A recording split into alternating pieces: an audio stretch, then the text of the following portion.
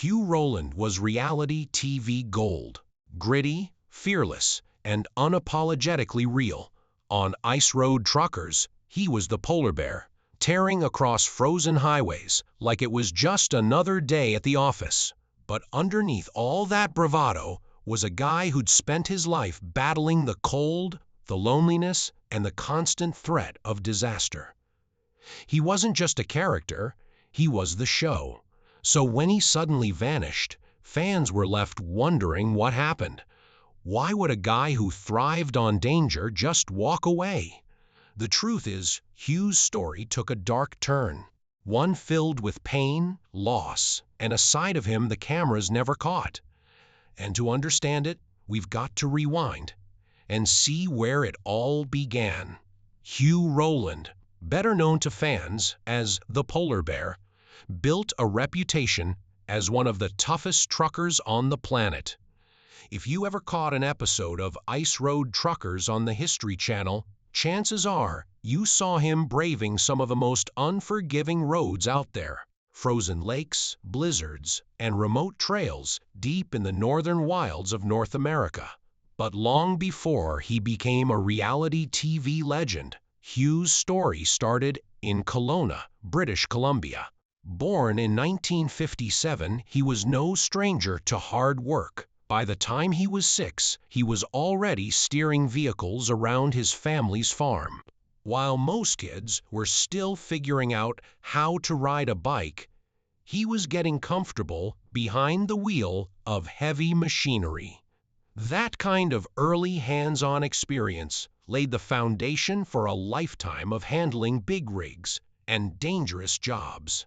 His childhood was shaped by grit. Living in rural BC meant cold winters, long hours, and learning how to push through when things got tough. That environment built a work ethic that stuck with him. So when the opportunity came to haul supplies across frozen roads to remote gold and diamond mines, he didn't hesitate. He was just a teenager. When someone asked if he wanted to make a delivery up north, the pay was good, better than anything he'd seen at that age, and without blinking, he said yes. When Hugh Rowland was just 15 years old, he wasn't thinking about fame or TV cameras. He was just a teenager up in the Northwest Territories, gripping the wheel of a big rig and hauling freight across some of the most dangerous roads in Canada. Ice roads, to be exact. Slick, frozen paths that could crack open at any moment. The kind of roads that didn't care how old you were. But Rowland had grit. He wasn't backing down just because the job was hard or the weather was wild. He loved trucking, plain and simple, and that love kept him going. Fast forward to 2007, and Rowland's dedication was about to land him somewhere he never expected on television screens across the country. That year, the people behind the History Channel's reality series Ice Road Truckers were on the hunt for drivers with real experience, real stories, and nerves of steel. Rowland checked every box, but when they first called him up, he didn't believe a word of it. He figured it was a buddy messing with him. After all, how often does a TV network want to follow a trucker into the Arctic? When they told him they wanted to put cameras in his trucks and film him driving up to Yellowknife, Rowland didn't roll out the red carpet. He just let them know the roads were closed for the season and said if they were serious, they could try again next year. And they did. A year later, those producers showed up right at his front door, ready to get started. That's when it hit him. This wasn't a prank. This was real. Now, you'd think someone might jump at the chance to be on a hit show, but Rowland was never chasing the spotlight. He was focused on his job. Cameras or no cameras. He had loads to haul and bills to pay. He made it clear from the jump he didn't want the film crew getting in his way, slowing him down, or messing with his money. As far as he was concerned, he believed no one would be interested in watching trucks navigate frozen highways. In his view, there was little appeal in seeing drivers endure the brutal cold on desolate, icy roads.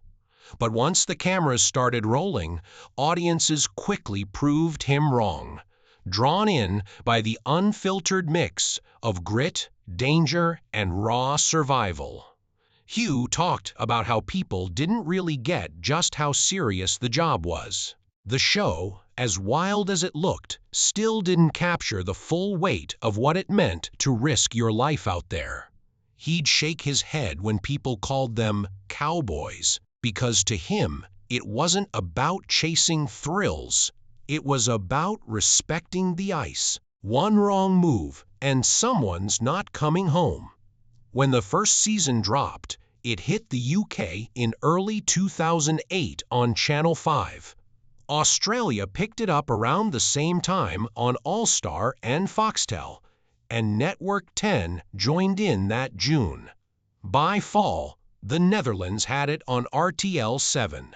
Italy came a little later, airing it on the History Channel in January 2010 under the name Gli Eroi del Ghiaccio, which translated to Heroes of the Ice. The moment it aired, the numbers were wild. 3.4 million people tuned in, making it the History Channel's biggest original hit in over a decade. Critics were all over it too. Some called it gripping. Others were caught off guard by how deep the show went.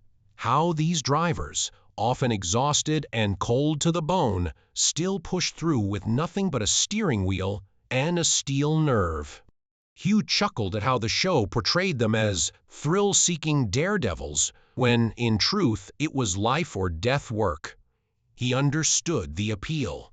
The edge-of-your-seat tension was what kept audiences coming back. As he put it, people were hooked on the danger.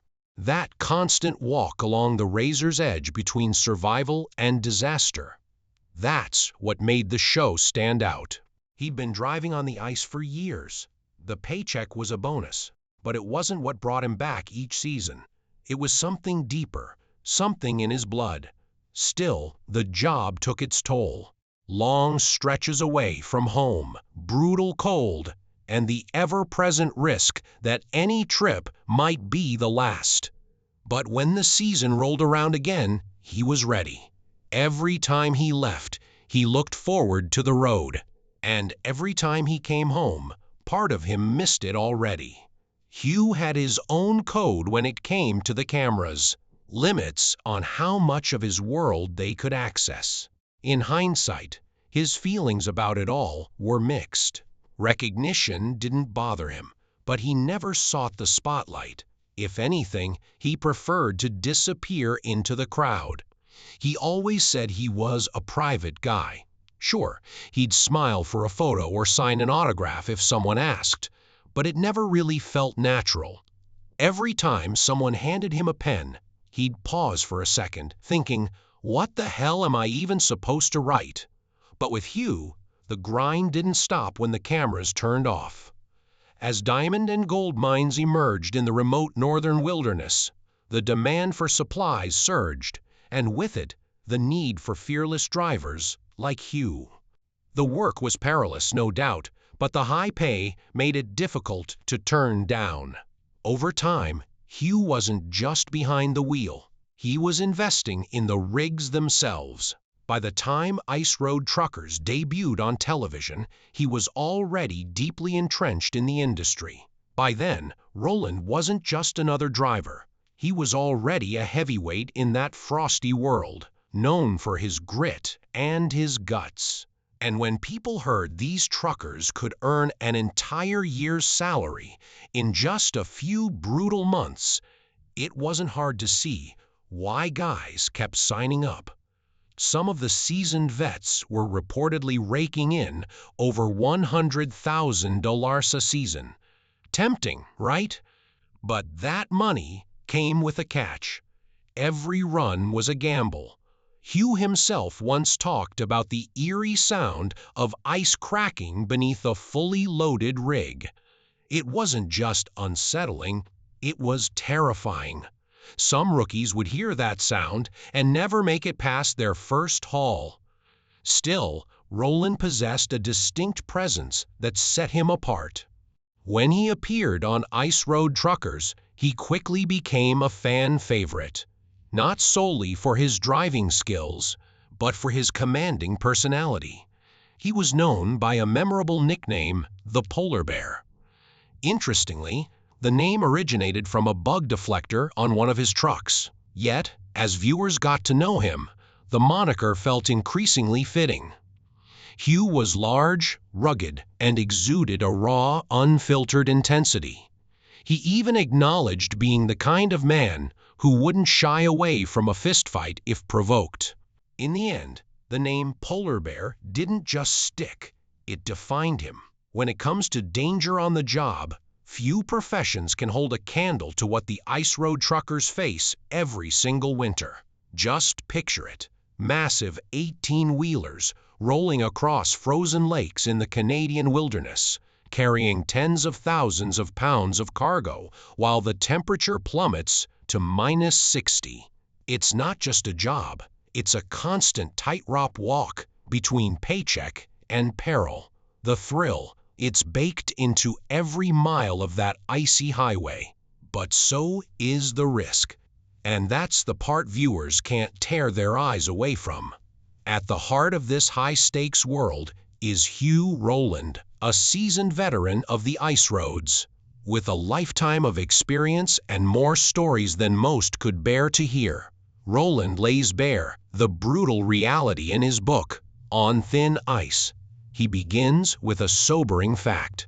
No one whose truck has gone through the ice has ever been saved. It's a grim truth that sets the tone, but it gets even darker. Rowland has lost 35 friends and family members to the unforgiving terrain. Numbers like that don't just highlight the risk. They redefine the very meaning of peril. Still, Rowland isn't just here to shock. He's got a deep respect for the frozen roads he's traveled for decades. According to him, most tragedies out there happen because someone wasn't paying attention or was driving too fast. He always keeps his window down, even when it's brutally cold, just so he can listen to the ice. Because to him, that cracking and shifting, that's the road talking. And if you don't listen, the ice might just swallow you whole. He shared with one outlet that over the years, he's essentially frozen every part of his body. Blackened fingers, frostbitten cheeks, even enduring 3 days trapped in his truck, buried in snow. At temperatures as low as 60 below zero, survival isn't about toughness. It's about the respect you have for the cold. Hypothermia can set in within minutes. Organ failure, frostbite, these aren't abstract dangers. They're a constant part of the equation. There's also a science to surviving out there. Rowland explained that the ice only supports so much weight, and it's all about movement. While a truck might be allowed to carry 100,000 lb while driving, if it stops, that weight drops to 60,000. The reason? When a truck halts, it starts to press straight down and the ice below has no way to redistribute the pressure. Stop too long and it's like punching a hole through the floor. And once a rig goes under, it's gone. New drivers often learn the hard way. Some hear the ice cracking beneath their wheels and freeze, paralyzed by fear. Rowland says they have to be pulled off the lake and sent back, because hesitation is a one-way ticket to disaster. His advice, keep moving always. The second you stop, you're gambling with everything. While the show heavily emphasized fierce competition, Rowland didn't share that perspective. For him, it wasn't a dramatic showdown between drivers. It was simply a job. A grueling round-the-clock grind where the primary objective was hauling as many loads as possible before the roads closed for the season. This likely won't come as a surprise to anyone familiar with reality TV.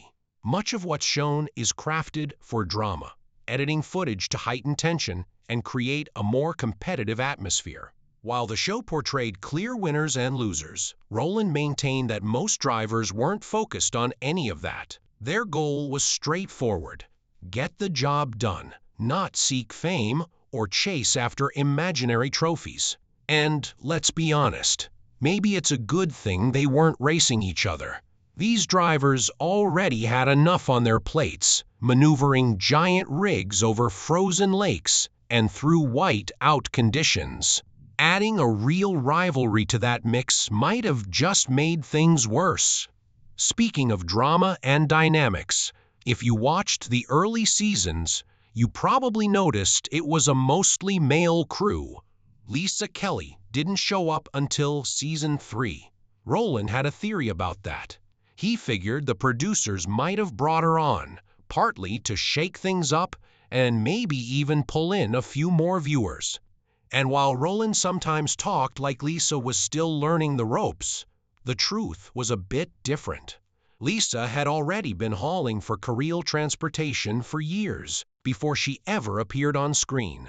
She even mentioned on David Letterman that she'd been trucking for 7 years by then. In interviews, Rowland gave her credit for bringing attention to the show. He said the producers were training her up on camera, showing her tackle the big hauls, and thought she'd become a pretty good little trucker. Still, his tone sometimes made it seem like he thought her main role was more about being a draw for viewers than a serious trucker. But over time, Lisa proved otherwise, driving the same brutal roads as the others, and even starring in the spin-off Deadliest Roads, taking on treacherous routes in India and South America. If anyone had doubts, she laid them to rest. Rowland's journey on the show wasn't without its challenges. He candidly discussed some of the tougher moments, particularly when it came to managing his team. In an interview with YouTuber Joshua Nanny, Rowland revealed how filming began to impact his business. Before the cameras rolled, he trusted his crew. But once the spotlight was on them, things shifted. His drivers, once focused on the work, began to crave attention and fame. In the end, Rowland made the difficult decision to fire every single one of them. Despite their departure, the show continued to focus on those former drivers. While Rowland quietly brought in recruits and returned to the grind over time, he said the cameras faded into the background unless they were filming something significant. He barely noticed their presence, concentrating instead on the work at hand. Rowland remained a central figure on the show for 8 seasons, becoming a staple and even appearing in a few spin-offs. However, in 2014, he abruptly disappeared from the series. It wasn't a matter of creative differences or early retirement. What truly pulled him away from the ice was a serious car accident that flipped his life upside down. At the time of the accident, Rowland wasn't even driving. He was riding shotgun while one of the show's producers, Will Morrison, was behind the wheel. According to court documents, Morrison lost control and crashed into a cluster of trees on a Canadian road. Rowland ended up filing a lawsuit against him, claiming Morrison had been driving recklessly. But the accident didn't just result in a few bruises. It caused major injuries to the lower half of Rowland's body. He said those injuries were so severe that they ended his ability to drive trucks professionally, essentially cutting short a career he'd built his life around. But the lawsuit didn't stop at career-ending injuries. Rowland also revealed that the accident had taken a toll on his personal life, especially his marriage. He claimed that the injuries affected his intimacy with his wife, and that the physical and emotional fallout had created serious problems at home. TMZ picked up the story, reporting on how Rowland blamed the crash not just for derailing his career, but also for damaging one of the most personal parts of his life. As for how Rowland feels about ice road truckers today, well, surprisingly, he never really watched it, even while he was starring in it. In an old YouTube interview, Rowland admitted he'd only seen about 3 episodes, all from promotional events, when the show was just getting off the ground. His friends and family, on the other hand, were big fans and constantly asked him about scenes from the show. But Rowland said he didn't really enjoy watching himself on TV. And since he was living it, he didn't feel the need to relive it on screen. Since leaving the show, Rowland has stepped away from the spotlight and shifted his focus. He's been pouring his energy into his construction business and spending more time with his family. And despite everything he's been through, he's still come out on top financially. At 64 years old, he's reportedly worth around $2 million, making him the wealthiest cast member in Ice Road Trucker history. It's a different kind of road now, but Rowland's still steering his own course.